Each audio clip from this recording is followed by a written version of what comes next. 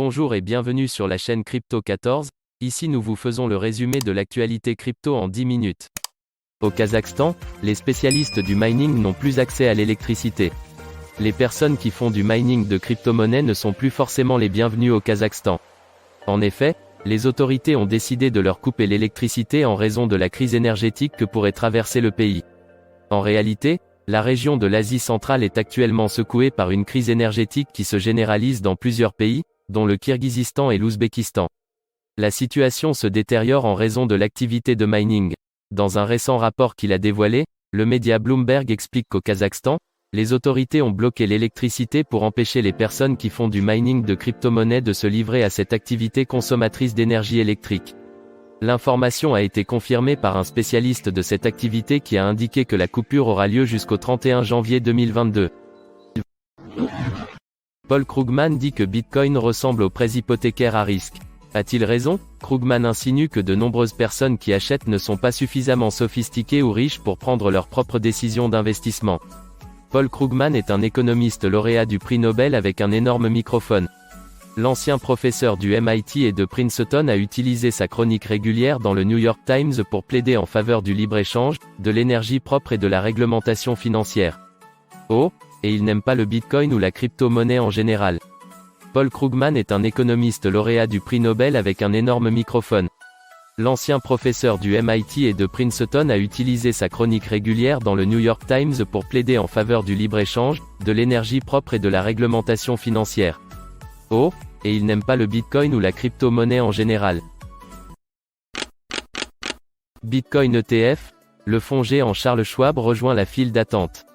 Charles Schwab s'apprête à proposer un ETF Bitcoin Spot.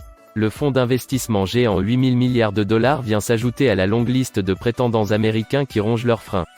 La SEC se fait désirer. Charles Schwab est loin d'être le premier fonds à vouloir lancer un ETF Spot. La Securities Exchange Commission a encore rejeté jeudi dernier l'ETF de Skybridge, le fonds d'Anthony Scaramucci. La SEC a déjà débouté nombre d'ETF Bitcoin Spot ces dernières années. L'ETF de Cryptcoin, rejeté il y a 4 semaines à peine, en est exemple. Un peu plus tôt, ce sont les fonds VanEck et WisdomTree qui se sont vus offrir une fin de non-recevoir. Et cela alors que des ETF Spot fleurissent un peu partout dans le monde, Canada, Allemagne, Brésil, etc. Ces refus à répétition sont incompréhensibles, d'autant plus que des ETF contenant des futurs adossés à des BTC existent déjà. Belgique, un membre du Parlement va recevoir son salaire en Bitcoin BTC. Une nouvelle tendance semble avoir émergé parmi les politiciens du monde entier alors que l'adoption du Bitcoin ne cesse de monter en flèche dans ce milieu. Convaincus du potentiel de la crypto-monnaie, ces derniers sont désormais prêts à l'accepter comme moyen de paiement en montrant l'exemple. Le dernier en date à avoir fait cette promesse est le membre du Parlement belge Christophe de Beuclair. Il rejoint ainsi le maire de New York et celui de Miami qui ont déjà joint l'acte à la parole. Premier politicien à vouloir franchir le pas en Europe. Représentant du Parti Centre démocratique humaniste CDH, Christophe de Beuclair milite en faveur de l'adoption des crypto-monnaies en Belgique. Il a donc pris la décision d'accepter le Bitcoin comme moyen de règlement de son salaire. Avec une telle manœuvre, le député veut montrer aux Européens et aux Belges sa confiance envers l'industrie des crypto-monnaies. La mise à jour OpenSea empêche certains créateurs de créer de nouveaux NFT. Le principal marché Ethereum NFT a réprimé son propre contrat de frappe, frustrant et irritant les créateurs de l'espace. En bref, Top NFT Marketplace OpenSea a limité le nombre de NFT que chaque créateur peut créer en utilisant son propre contrat intelligent. Les créateurs de NFT se sont prononcés sur la décision, qui limite non seulement les nouvelles collections utilisant le contrat, mais également celles existantes sur la plateforme. Mise à jour, à la suite d'un contre-coup sur ces nouvelles limites, OpenSea a annoncé jeudi soir qu'il avait annulé la décision de limiter les collections frappées avec son contrat intelligent. OpenSea a attribué la décision initiale à une utilisation abusive croissante de la fonctionnalité, notamment à la création d'œuvres d'art plagiées et de fausses collections. Nous vous entendons et nous sommes désolés, lit le fil de tweet. États-Unis, la mise en garde contre une disposition désastreuse dans un nouveau projet de loi. Jerry Brito, directeur exécutif du groupe de défense des politiques crypto à but non lucratif CoinCenter, a suggéré que les résidents américains appellent leurs élus au sujet d'éventuels problèmes de confidentialité et de procédures régulières dans un nouveau projet de loi proposé par les dirigeants de la Chambre. Selon le directeur du CoinCenter, Le projet de loi proposé contournera essentiellement les freins et contrepoids existants sur l'autorité du secrétaire au Trésor dans la surveillance des institutions financières, y compris les entreprises crypto. Une menace pour les transactions de crypto-monnaies. Selon le fil Twitter de Brito, l'America Competes Act récemment publié par les membres de la Chambre contient une disposition qui, selon lui, serait désastreuse pour les utilisateurs de crypto-monnaies du point de vue de la confidentialité et de la procédure régulière. OpenSea rembourse 1,8 million de dollars en Ethereum aux utilisateurs qui ont perdu des NFT à cause de l'exploit de listes inactives. Résoudre ce problème est la priorité N1 du marché NFT, déclare le cofondateur Alex Atala. OpenSea a maintenant remboursé 750 Ethereum, soit environ 1,8 million de dollars, aux utilisateurs qui ont accidentellement vendu des NFT de valeur bien en dessous de leur taux de marché en vigueur grâce à un exploit impliquant des listes inactives. Récemment, plusieurs utilisateurs du leader du marché NFT s'étaient plaints que leurs NFT de premier ordre, tels que ceux appartenant à la collection Bored Ape Yacht Club BAYC, avaient été achetés à des prix anciens et bon marché. Ces listes n'ont jamais été annulées sur la blockchain, même si l'interface utilisateur sur OpenSea suggérait qu'elles l'avaient été. Reddit teste une fonctionnalité qui permettra de définir des NFT en photo de profil. Plateforme de discussion occupant une place importante dans l'animation de la cryptosphère, Reddit a décidé de s'investir davantage dans l'industrie des NFT. Elle mène actuellement des essais pour une nouvelle fonctionnalité devant permettre aux utilisateurs de connecter tout token non fongible en leur possession à leur photo de profil. Elle rejoint ainsi un mouvement qui se propage dans le secteur des médias sociaux. Une phase de test interne avant l'extension de la fonctionnalité.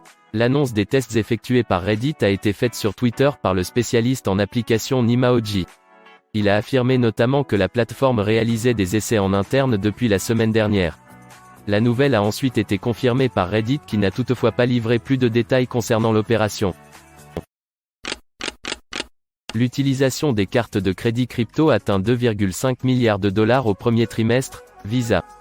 Malgré la volatilité des marchés de la crypto-monnaie, l'adoption de la crypto comme moyen de paiement semble augmenter. Lors d'un appel aux résultats jeudi, Visa a déclaré que ses clients avaient effectué 2,5 milliards de dollars de paiements à l'aide de ces cartes liées à la cryptographie au cours du premier trimestre fiscal de 2022. Cela représente plus de 70% de tout le volume de cartes cryptographiques tout au long de l'exercice 2021, signalant une adoption accrue du numérique. Paiement d'actifs. Le directeur financier de Visa, Vasan Prabhu, a exprimé son optimisme quant au développement dans une interview avec CNBC.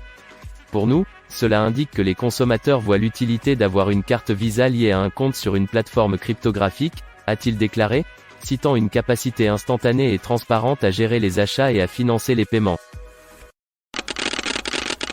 Fidelity dépose 2 autres ETF pour le Metaverse, l'industrie de la cryptographie. La société de gestion d'actifs Fidelity a déposé 2 autres ETF auprès de la SEC pour suivre les entreprises de cryptographie et celles actives dans le créneau du Metaverse. La société de gestion d'actifs Fidelity a déposé une demande pour 2 autres fonds négociés en bourse ETF, selon des documents de la Securities and Exchange Commission SEC. Les 2 ETF sont l'ETF Fidelity Metaverse et l'ETF Fidelity Crypto Industry and Digital Payment. La société de gestion d'actifs Fidelity a déposé une demande pour 2 autres fonds négociés en bourse ETF, selon des documents de la Securities and Exchange Commission SEC. Les 2 ETF sont l'ETF Fidelity Metaverse et l'ETF Fidelity Crypto Industry and Digital Payment. Des NFT sur Bitcoin BTC? La frénésie observée dans l'industrie des NFT a aujourd'hui pour épicentre le réseau Ethereum. Moins connu, certains projets préfèrent pourtant se lancer sur Bitcoin comme la nouvelle solution open source Raretoshi. La plateforme propose d'accéder à une marketplace sur la Sidechain Liquid. Les NFT finiront-ils par rejoindre l'écosystème le plus résilient du monde crypto? Raretoshi, nouvel acteur dans le crypto art. Alors que la mise à niveau d'Ethereum reste encore très incertaine, le réseau pâtit de son manque de scalabilité. Les frais de transaction ne sont plus abordables pour de nombreux utilisateurs. Face à cette problématique, Raretoshi fait une promesse ambitieuse et très séduisante, s'installer sur la blockchain la plus sécurisée et décentralisée du monde, tout en s'assurant de minimiser les frais. Pour ce faire, le projet est construit sur la Sidechain Liquid. Des artistes comme Cryptograffiti ont déjà rejoint l'aventure Raretoshi. Voilà, c'est tout pour ce résumé des actualités. Si tu as aimé, Like, commente et abonne-toi pour recevoir nos prochains épisodes et à bientôt pour une prochaine vidéo.